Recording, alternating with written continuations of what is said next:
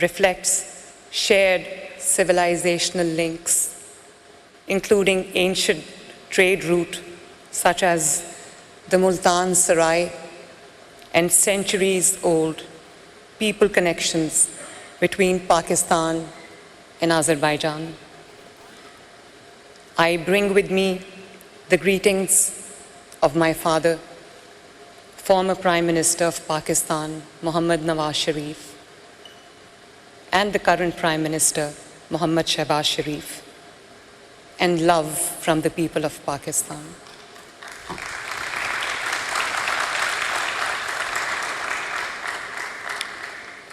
I would like to begin by expressing my sincere gratitude to the government of Azerbaijan, to the President of Azerbaijan, for the warm hospitality and arrangements par excellence. Thank you very much.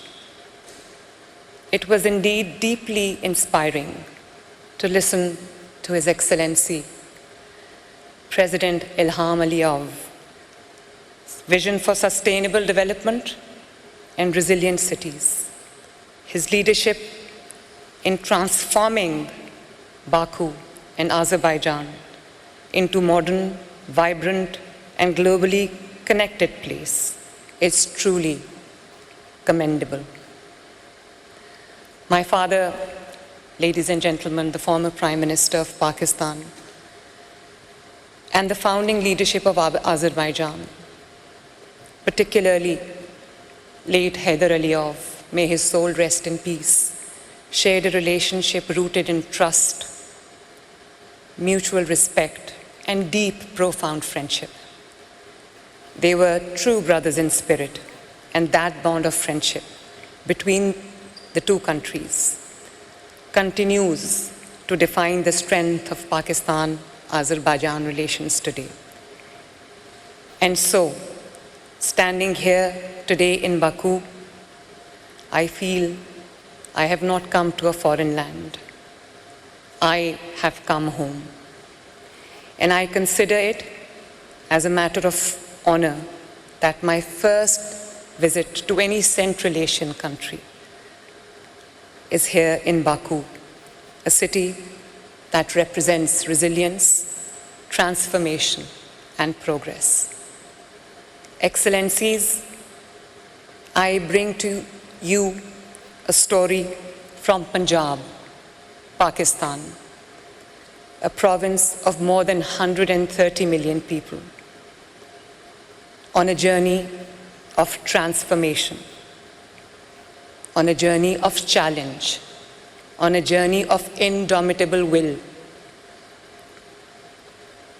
on a journey of unwavering resolve to redefine how cities are built and how dignity is delivered. At its heart, ladies and gentlemen, lies a simple truth.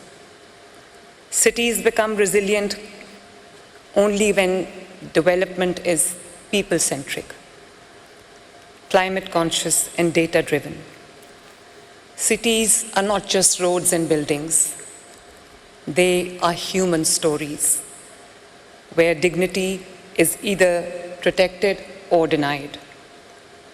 When I took oath as the first woman Chief Minister of Punjab, I knew I was not inheriting a position. I was inheriting a responsibility. A responsibility to the woman walking miles, carrying water for her family, child breathing polluted air, and family living without secure shelter, and citizens waiting for promises, not for promises, but for dignity. And so, ladies and gentlemen, we launched the historic Punjab Economic Registry, the first ever province-wide door-to-door socio-economic data of its kind, guided by one principle: no one should be left behind. Because if something is not measured, ladies and gentlemen, it cannot be fixed. So our first priority was shelter. Under the flagship program of my government, in Urdu it is called Apni Chhat Apna Ghar, my roof, my home, is delivering one of the fastest and largest affordable housing initiatives in the world through zero interest. And ladies and gentlemen, I'm very happy to share with you that in just less than a year, 160 families have received housing support, and more than 100,000 families have completed and already moved into their new homes. But ladies and gentlemen, behind every number is a challenge. A mother no longer fearing rain on her children, a father finally able to say that this is my home. This is not just housing, ladies and gentlemen. This is a dignity. This is dignity made permanent. Through our Model Villages program, more than 2,000 villages are being transformed across Punjab with clean drinking water, with sanitation, sewage, drainage, paved street, and solar infrastructure. Access to clean drinking water has become a central public health and human dignity priority for me across Punjab. For the first time at this scale, ladies and gentlemen, Punjab is expanding clean drinking water infrastructure across urban and rural communities alike through new filtration systems, upgraded supply networks, and sustainable water solutions. Because no woman should have to walk miles carrying water for her family, and no child should suffer because of unsafe drinking water. Because dignity must not depend on geography. When villages are dignified, cities are strengthened. Rural uplift is urban resilience. Punjab has launched a historic urban development program of more than $2 billion across Punjab, rebuilding roads, drainage, sewage, water storage, and urban resilient infrastructure. More than just in 2 years' time, Excellencies, more than 30,000 kilometers of roads have been constructed and completed, reconnecting communities, restoring mobility and economic activity in just 2 years. There is a lot more to come, inshallah. Urban flooding resilience is now being systemically strengthened across Punjab. After last year's flooding events, we had devastating floods last year that displaced about 5 million families. And to rehabilitate them was no mean feat, ladies and gentlemen. So now we immediately shifted toward flood-resilient infrastructure and climate-adaptive urban planning. This is the first time in decades that urban flooding is being addressed in a structured and data-driven way. For the first time, under Magnificent Punjab, we are undertaking a comprehensive revival of tourism, heritage, and cultural infrastructure across Punjab. More than 100 heritage sites, museums, archaeological landmarks, ecotourism destinations, and religious sites are under renovation, restoration, preservation, and rescue, reconnecting our people with history, identity, and culture, while making our cities more tourist-friendly, inclusive, and globally connected. Lahore, the capital of Punjab, is a walking museum and the cultural heartbeat of Pakistan, has proudly been declared the ecotourism capital for 2026 and 2027. The SCO has also recognized Lahore as a major tourism and cultural destination. I invite you all earnestly to come and see the magnificence that Punjab holds. This revival is not only about preserving the past, it is about creating opportunity, strengthening identity, and opening our cities to the world with pride, humility, and confidence. Through our flagship Suthra Punjab, means Clean Punjab program, more than 150,000 sanitation workers serve the province every single day in multiple shifts, making it one of the world's largest solid waste collection programs.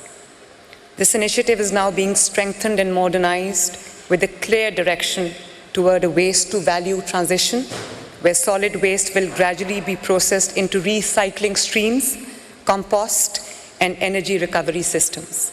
This marks an important shift from traditional sanitation towards a circular economy model where cities are not only kept clean, but also designed to become more resource efficient, sustainable, and future ready. A clean city is not only dignity, it is sustainability in action. Air quality has become a central priority.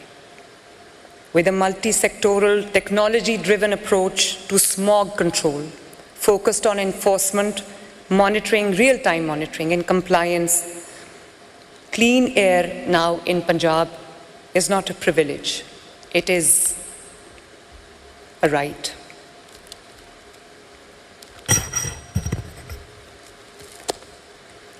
Punjab is building a clean mobility future. 1,100 electric buses have been introduced in the first phase, with a target of 5,000 electric buses by 2029, 2,000 buses this year, alongside electric bikes and electric taxis. Under Plant for Punjab, we have planted over 50 million trees in 2 years, restoring ecological balance and building urban forest rings. 1% of all the development spending is now dedicated to climate resilience.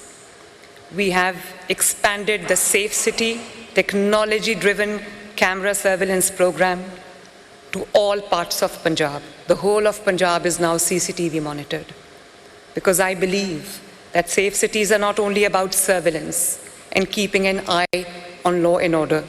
They are about technology, they're about prevention, they are about protection, especially for the vulnerable sections of the society, for women and children and every citizen.